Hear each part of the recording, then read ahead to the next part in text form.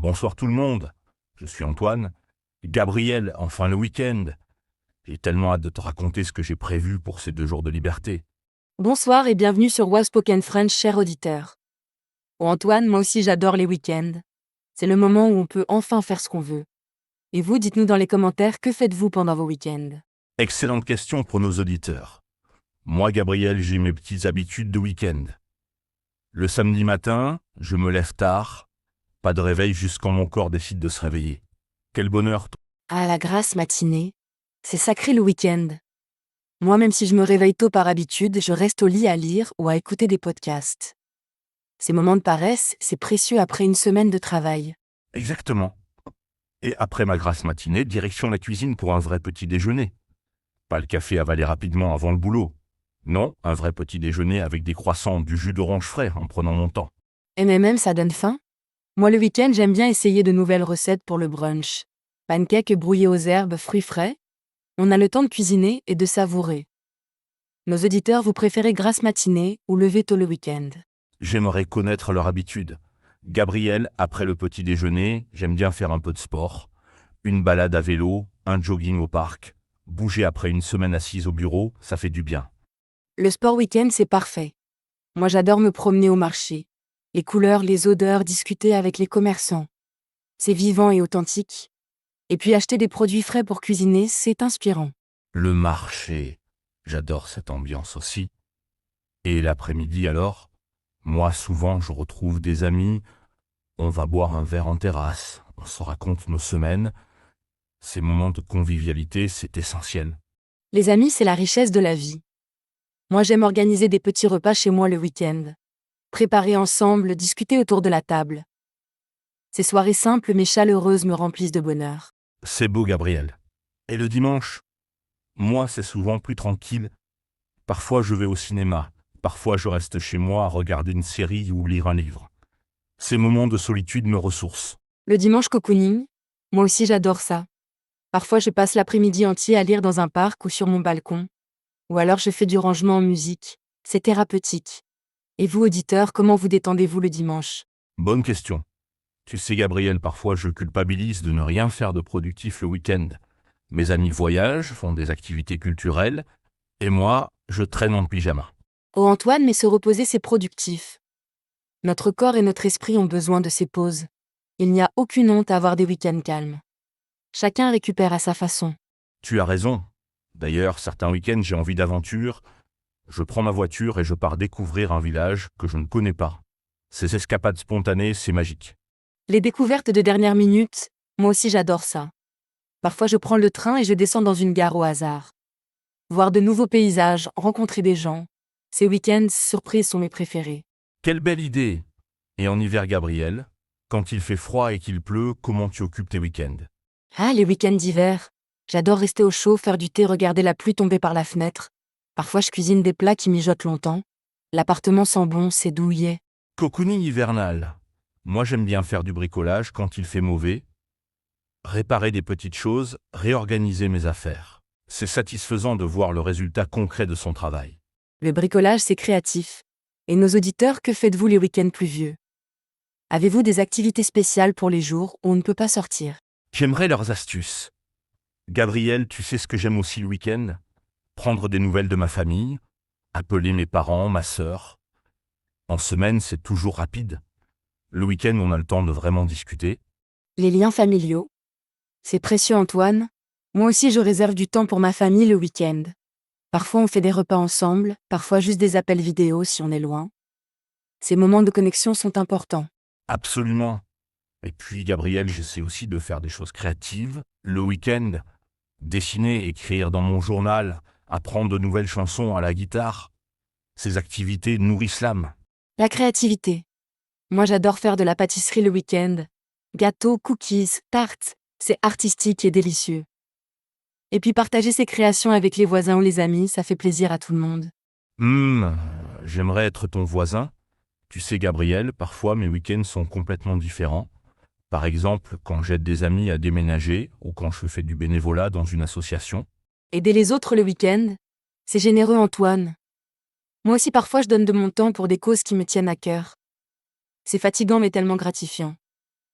Nos auditeurs, vous faites du bénévolat. Excellente question. Et toi, Gabriel, tu as des week-ends vraiment paresseux parfois? Tu sais, ces week-ends où on ne sort même pas de chez soi. Oh oui, et je n'ai aucune honte. Parfois, on a besoin de ces week-ends pyjama intégral. Netflix, pizza de livraison, canapé, c'est nécessaire pour recharger les batteries. Merci de dire, je me sens moins coupable maintenant. Et puis, ces week-ends-là, on découvre de super séries, on rattrape notre correspondance, on range nos photos sur l'ordinateur. Exactement. Même la paresse peut être productive. Antoine et les week-ends festifs, quand il y a des anniversaires, des fêtes, des événements spéciaux. Ah, les week-ends de fête, ceux-là sont intenses. Préparation, shopping, cuisine, invités, c'est épuisant mais tellement joyeux. Ces week-ends créent des souvenirs merveilleux. Les souvenirs de fêtes, moi j'adore organiser des petites célébrations, anniversaires, réussites d'amis ou même fêter l'arrivée du printemps. Toutes les excuses sont bonnes pour se rassembler et être heureux. C'est vrai. Et Gabriel, parlons des week-ends culturels, musées, expositions, concerts.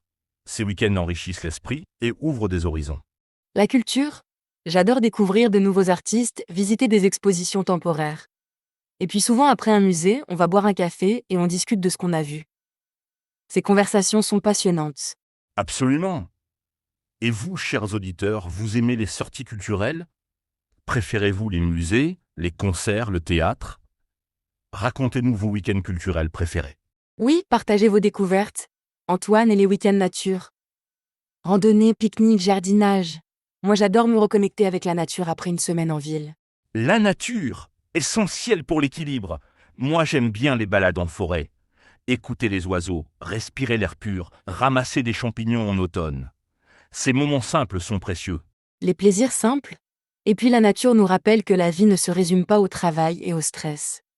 Il y a un monde magnifique autour de nous. Nos auditeurs ont-ils des endroits nature préférés? J'aimerais découvrir leurs lieux secrets. Gabriel, tu sais ce qui est drôle? Parfois, je planifie mes week-ends en détail, et parfois, ils se déroulent complètement différemment. Nana, les imprévus de week-end. C'est la magie de ces 2 jours de liberté. On peut changer d'avis, saisir les opportunités. Un ami qui appelle un événement de dernière minute, un rayon de soleil qui donne envie de sortir. Exactement. Cette flexibilité, c'est le luxe du week-end. En semaine, tout est programmé. Le week-end, on peut être spontané. D'ailleurs, Gabriel, tu préfères les week-ends programmés ou improvisés? Bonne question. Moi j'aime mélanger les deux. Avoir 1 ou 2 activités prévues mais laisser de la place pour l'imprévu. Et toi Antoine? Et vous auditeurs, êtes-vous plutôt organisé ou spontané? Moi aussi, j'aime ce mélange. Tu sais, Gabriel, une chose que j'adore le week-end, c'est prendre mon temps pour tout. Même les tâches ménagères deviennent agréables quand on n'est pas pressé. C'est vrai? Faire le ménage en musique, prendre une douche longue et chaude, préparer ses vêtements pour la semaine sans stress. Même les corvées deviennent zen le week-end. Exactement. Et puis, avoir une maison propre et ranger le dimanche soir, ça prépare mentalement à une bonne semaine. C'est comme repartir sur de bonnes bases. Sage réflexion Antoine. D'ailleurs parlons du dimanche soir. Ce moment un peu mélancolique où on réalise que le week-end se termine. Comment vous gérez ça, nos chers auditeurs? Le blues du dimanche soir. Moi, j'essaie de faire quelque chose d'agréable ce soir-là. Un bon repas, un film que j'aime, ou préparer quelque chose de chouette pour le lundi. Comme ça, la transition est plus douce. Excellente stratégie. Moi je fais parfois une liste de ce que j'ai hâte de faire la semaine suivante. Ça transforme l'angoisse en anticipation positive. La semaine devient une aventure, pas une corvée. J'adore cette approche, Gabriel. Et puis, se dire qu'on a passé un bon week-end, ça donne de l'énergie pour affronter la semaine.